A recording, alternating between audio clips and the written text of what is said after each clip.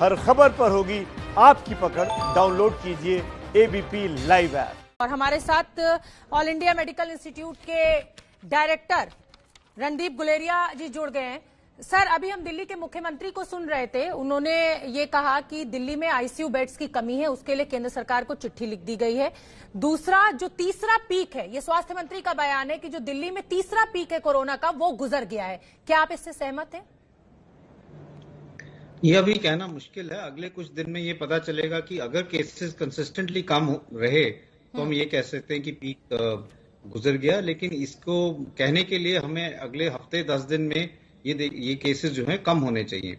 अभी कुछ दिनों में केसेस कम हुए, लेकिन वो इसलिए हुए हैं क्योंकि त्योहार थे, पिछले 3 दिन छुट्टियां थी। तो ये देखा जाता है कि छुट्टियों वाले दिन टेस्ट कम होते हैं, नंबर्स कम पिकअप होते हैं।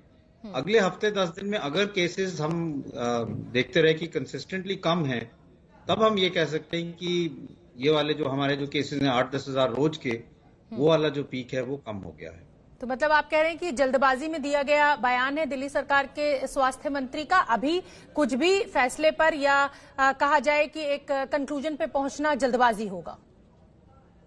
हाँ, क्योंकि अगर हम जब भी हम कहते हैं कि पीक निकल गया है, तो हम ये देखते हैं कि एटलीस्ट 10 दिन या 2 हफ्ते तक केसेस कंसिस्टेंटली कम हो। क्योंकि कई दफा देखा गया कि 1-2 दिन के लिए केसेस कम होते हैं क्योंकि टेस्टिंग थोड़ी कम हुई, फिर एकदम वो बढ़ जाते हैं। तो इसलिए ये जो हम फ्लक्चुएशन देख रहे हैं, अगर कंसिस्टेंटली कम हो, फिर हम थोड़ा कॉन्फिडेंटली ये कह सकते हैं कि ये जो पीक है ये अब गुजर गया है।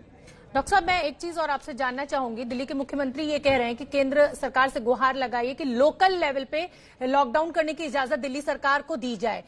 एज ए डॉक्टर, क्या आपको ये लग रहा है कि दूसरी बार ये लॉकडाउन करने का फैसला लोकल लेवल पर छोटे बाजारों पे थोपना चाहिए या लाना चाहिए? इसकी जरूरत है?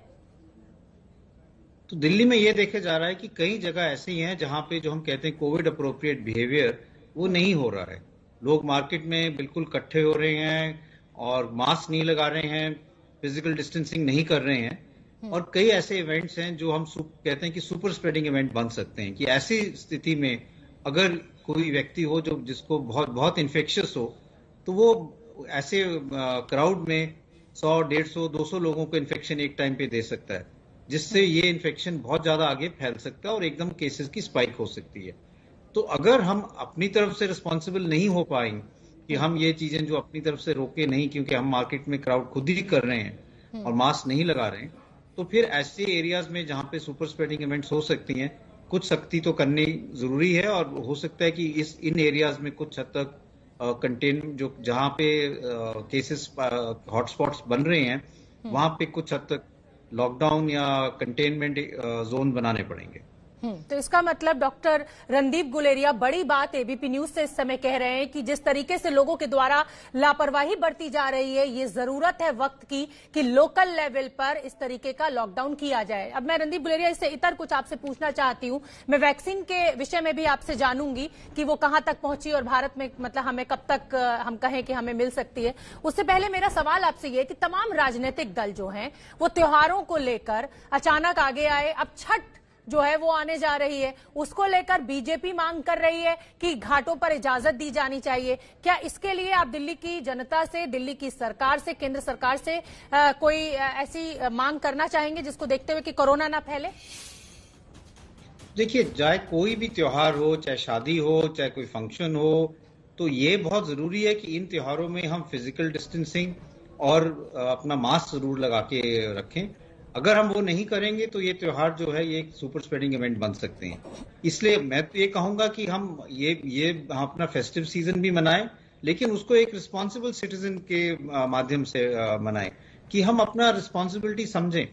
ये अगर हम त्योहार मनाएं और उसमें हम अपना फिजिकल डिस्टेंस रख पाएं और हम अपना मास्क रेगुलरली लगाएं, तो दोनों चीजें हो सकती हैं। लेकिन अगर हम ये सोचें कि त्योहार का मौसम है इसलिए हमें कुछ भी नहीं करना है, क्राउड भी इकट्ठा होना है और मास्क भी नहीं लगाने, सब इकट्ठे ही बैठेंगे, तो हम फिर वायरस को स्प्रेड करने का एक मौका दे रहे हैं और केसेस इसलिए बढ़ रहे हैं। तो हम अगर त्योहार मनाना चाहते हैं तो उसको एक रिस्पॉन्सिबल सिटीजन के माध्यम से ही मनाएं। तो मतलब डॉक्टर रणदीप, बतौर समाज अब सरकारों से ज्यादा जिम्मेदारी हम नागरिकों की है कि हम कोरोना की इस तीसरी लहर को कैसे रोकें और अपनी और अपने साथ वाले लोगों की जिंदगी को कैसे सुरक्षित रखें। अब मेरा सवाल आपसे वैक्सीन को लेकर है। कई ऐसी कंपनीज हैं जिनका दावा है कि उनकी वैक्सीन के जो रिजल्ट्स हैं वो 95% तक सही हैं। तो क्या अब हम ये उम्मीद करें कि भारत में अमेरिका में बनाई गई ये वैक्सीन बहुत जल्दी हमें अवेलेबल हो जाएगी, और अगर अवेलेबल होगी तो लगभग कितना समय आप देख रहे हैं? तो अभी तक जो फेज 3 के रिजल्ट्स आए हैं, इंटरम एनालिसिस है, अभी पूरी तरह से उसका एनालिसिस नहीं हुआ और ये प्रेस रिलीज है, किसी साइंटिफिक पेपर में या साइंटिफिक कम्युनिटी ने इसको स्टडी नहीं किया। लेकिन उन्होंने जो दिखाया है, एक मॉडर्ना वैक्सीन है और एक फाइजर की वैक्सीन है। दोनों में जो उन्होंने डेटा दिखाया है उसमें 90% से ज्यादा, 90 से 95% तक वैक्सीन की एफिकेसी दिखाई गई है। इसका यह मतलब कि जिन लोगों को वैक्सीन लगा एज कंपेयर टू जिनको नहीं दिया था, जिनको प्लेसिबो मिला था, उसमें जो बाद में उनको फॉलोअप करके देखा कि कितनों को कोविड इन्फेक्शन हुआ, उसमें protective value efficacy was almost 90 to 95%। तो ये एक बहुत अच्छी खबर है। इसका ये मतलब कि वैक्सीन जो है वो कामयाब है, और चाहे और जो वैक्सीन बन रही है लाइक्लीहुड है कि उसकी भी कामयाबी रहेगी, चाहे वो इंडिया में बन रही हो या और देशों में बन रही हो। इसलिए ये जो रिजल्ट्स हैं ये एक बहुत पॉजिटिव रिजल्ट्स हैं कि हमारे पास एक इफेक्टिव वैक्सीन और या इफेक्टिव वैक्सीन आ जाएंगी। भारत में कब आएंगी इसके लिए तो डिपेंड करेगा कि हमारी अपनी वैक्सीन जो बन रही है वो भी फेज 3 उसका खत्म हो रहा है और जल्दी उसका भी रिजल्ट आ जाएगा और हमें पता चल जाएगा कि वो उसकी भी एफिकेसी कितनी है। और ये वाली जो वैक्सीन है ये भी इसके कुछ डोजेस भारत में भी मिलेंगे, तो उसको हम कैसे डिस्ट्रीब्यूट करेंगे वो भी एक चैलेंज रहेगा। तो पहले क्लियर हो जाए कि इसकी रेगुलेटरी अथॉरिटी से इसकी अप्रूवल आ जाए। अभी तक तो जो डेटा आया है वो इंटरम एनालिसिस का ही डेटा है, अभी पूरा डेटा आ जाए और फिर जो अथॉरिटीज हैं, चाहे यूएस की हो, चाहे यूके की हो, चाहे इंडिया की हो, वो इसको मार्केट में आने की अप्रूवल दें। फिर ये क्लियर हो जाएगा कि कितने डोजेस मिल पाएंगे और वो जितने डोजेस मिलेंगे उसको हम कैसे प्रायोरिटाइज कर पाएंगे कि जिन लोगों को ज्यादा इस वैक्सीन की जरूरत है, जिन लोगों को ज्यादा चांस है कि इस बीमारी से उनकी डेथ हो सकती है, उनको हम ये वैक्सीन सबसे पहले लगाएं। डॉक्टर रणदीप, मैं ये भी जानना चाहूंगी, लोगों के मन में ये सवाल है और ट्विटर पर मुझसे भी लगातार ये इस समय लोग मुझे मैसेज कर रहे हैं कि जो वायरस है वो लगातार म्यूटेट कर रहा है, मतलब वो अपने जो प्रकृति है उसको बदल रहा है। और ऐसा हमें सिम्टम्स में भी देखने को मिल रहा है कि जब शुरुआती दौर में कोरोना हुआ था तो 14-14 दिन लोगों को बुखार रहता था, गला खराब रहता था, लेकिन अब 1 या 2 दिन में उतर जाता है। इस केस में ये वैक्सीन कितनी मददगार होगी, क्योंकि ये किस वायरस पर तैयार की गई है और अब जब म्यूटेटेड वायरस है तो क्या उस पर भी असरदार होगी? हाँ, तो वायरस में कुछ म्यूटेशन हुए हैं लेकिन कोई मेजर म्यूटेशन नहीं हुआ है। और जो वैक्सीन है, जो स्पाइक प्रोटीन के अगेंस्ट जो वैक्सीन बनी है, ये देखा गया है कि वो उसमें कोई चेंज नहीं हुआ है। इसलिए अभी तक जो भी रिसर्च हुई है उसमें ये पाया गया है कि म्यूटेशन के डिस्पाइट जो वैक्सीन की एफिकेसी है उस पर कोई फर्क नहीं पड़ा है। और इसलिए अभी तक ये वैक्सीन जो है, ये अभी जो म्यूटेटेड स्ट्रेन है उसके अगेंस्ट भी कामयाब रहेगी। ये जो कोरोना वायरस है उस टाइप का वायरस है जो बहुत ज्यादा म्यूटेट नहीं करता है, अनलाइक जो और कोई वायरसेस हैं जो ज्यादा म्यूटेट करते हैं, जैसे इन्फ्लुएंजा का वायरस है, स्वाइन फ्लू का वायरस है। कोरोना वायरस में इतनी ज्यादा म्यूटेशन नहीं होती, इसलिए ये लगता है, ये उम्मीद की जा रही है कि ये वैक्सीन जो है ये कामयाब रहेगी। थोड़ा बहुत म्यूटेशन जो वायरस में हुआ है उससे कोई फर्क नहीं पड़ेगा।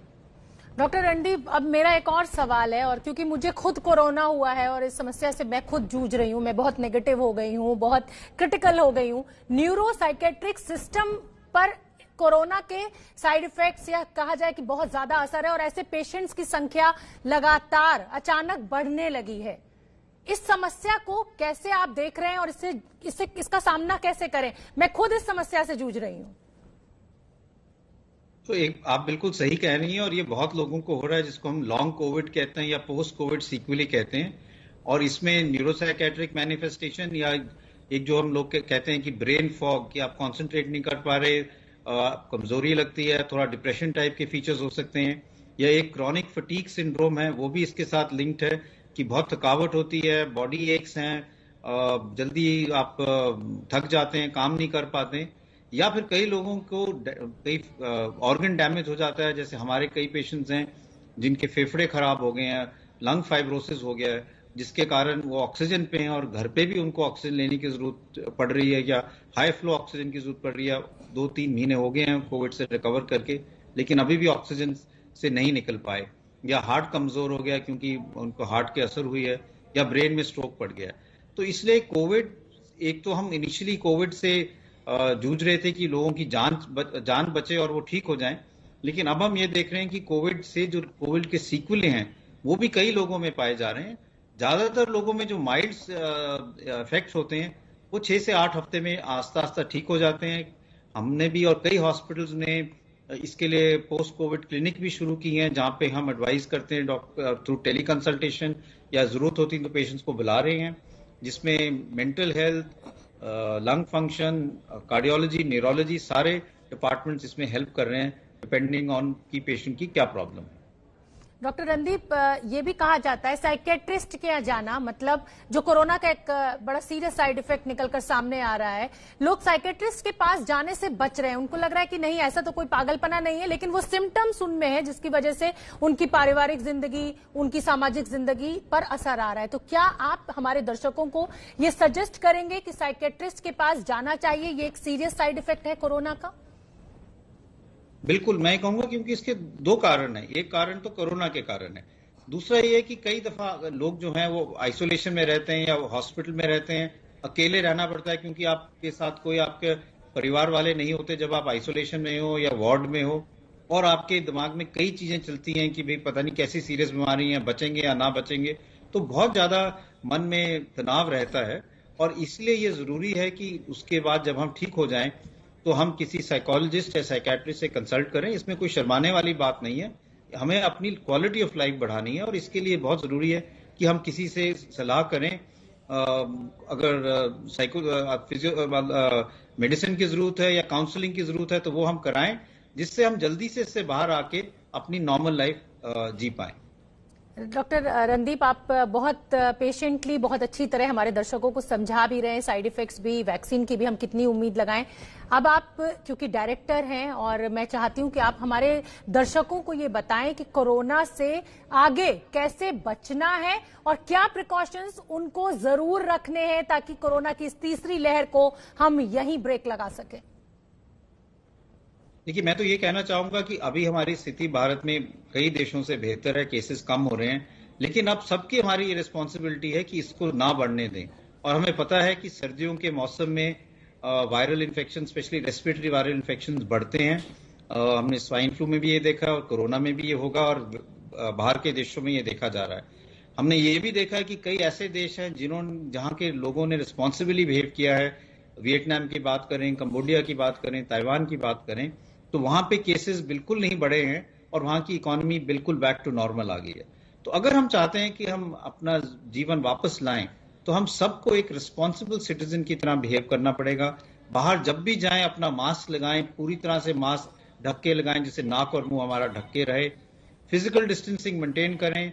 जो हाई रिस्क ग्रुप्स हैं वो देखें कि वो क्राउडेड एरिया में ना जाएं। क्राउड हमें रोकने हैं, चाहे वो शादी हो, चाहे कोई फंक्शन हो, वो हम अवॉइड करें और अपने हाथ रेगुलरली धोएं। अगर हम ये सब चीजें करेंगे तो हम, जब तक वैक्सीन नहीं आएगी, हम अपने आप को बचा पाएंगे। देखिए, मैं तो ये लोगों से कहूंगा कि एक ये सिचुएशन ये सोचे कि अब हम बिल्कुल वैक्सीन के पास पहुंच गए हैं। अगर अब हमारे कोई नियर और डियर वन, हमारे परिवार वाले को, किसी को कोविड हो गया और वो उसकी जान चली जाती है, तो ये एक बहुत बुरी बात होगी कि वैक्सीन आते आते ही वो बच नहीं पाया। अब तो हमारे पास, जो हम कहते हैं, light at the end of the tunnel है। हम देख रहे हैं कि कुछ महीनों में हम वैक्सीन आ जाएगी और हम लोगों को बचा पाएंगे। तो कुछ महीनों के लिए अगर हम सब्र करें बिल्कुल तो हम कई लोगों की जान बचा पाएंगे। बिल्कुल ठीक कह रहे हैं डॉक्टर रणदीप गुलेरिया, बहुत बहुत धन्यवाद। आपने हमारे लिए समय निकाला और बहुत महत्वपूर्ण जानकारी आज आपने हमारे दर्शकों को दी।